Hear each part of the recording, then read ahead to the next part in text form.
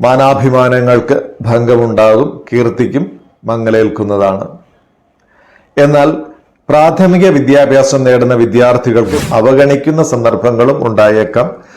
സഹായിക്കാമെന്ന് പറഞ്ഞിരുന്ന പലരും അവരുടെ വാഗ്ദാനം അന്യദേശത്തിലുള്ളവരുമായി ആശയവിനിമയങ്ങളും അന്യദേശ യാത്രകളും സാധ്യമാകും.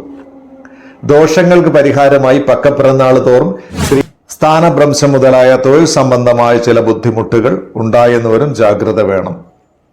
വ്യാപാര വ്യവസായ മേഖലകളിലേക്ക് ഉയർച്ച ഉണ്ടാകില്ലെന്ന് മാത്രമല്ല, സുഗന്ധ പദാർത്ഥങ്ങൾ ഇവയ്ക്കും യോഗമുണ്ട്. നൂതന വിദ്യകൾ പഠിക്കും. വ്രണങ്ങൾ, മനോദുഃഖം ഇവയ്ക്കും ശമനമുണ്ടാകുന്നതാണ്. കള്ളന്മാരിൽ നിന്നോ ശത്രുക്കളിൽ നിന്നോ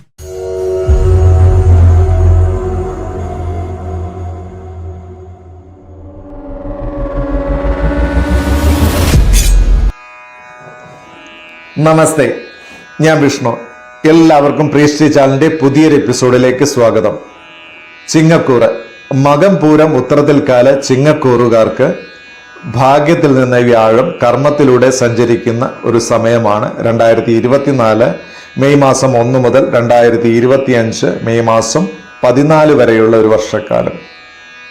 മകം പൂരം ഉത്രത്തിൽക്കാല നക്ഷത്രക്കാർക്ക് ഈ കാലയളവിൽ സാമ്പത്തിക വരവിന് കുറവോ ധനനഷ്ടമോ ഇടയ്ക്കൊക്കെ ഉണ്ടാകും.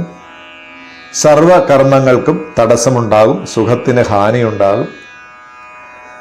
സ്ഥാനഭ്രംശം മുതലായ തൊഴിൽ സംബന്ധമായ ചില ബുദ്ധിമുട്ടുകൾ ഉണ്ടായെന്നവരും ജാഗ്രത വേണം.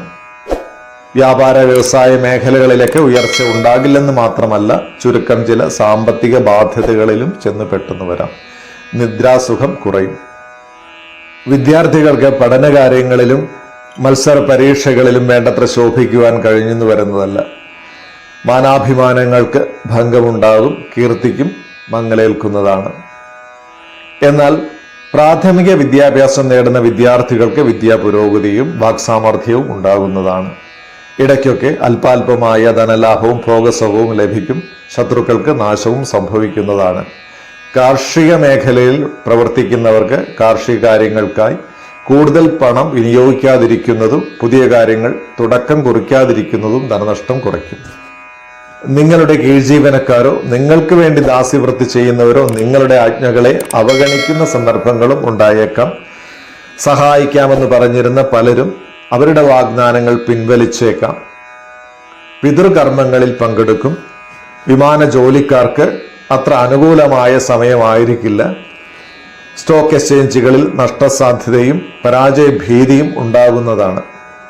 മാതാവ്, ബന്ധുമിത്രാദികൾ, അമ്മാവൻ, മരുമക്കൾ ഇവർക്കൊക്കെ ഉയർച്ചയും ഗുണാനുഭവങ്ങളും ഉണ്ടാകും.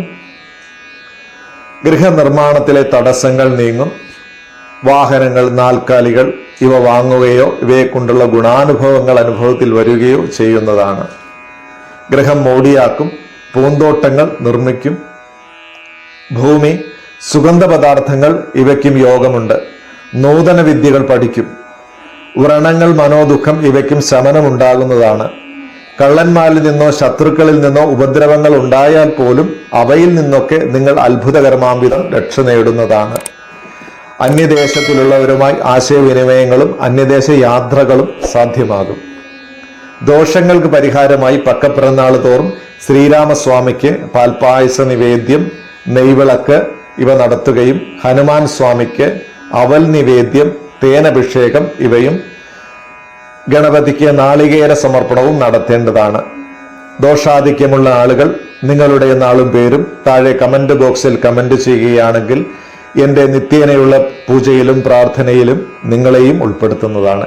എല്ലാവർക്കും നല്ലൊരു ദിനം ആശംസിക്കുന്നു.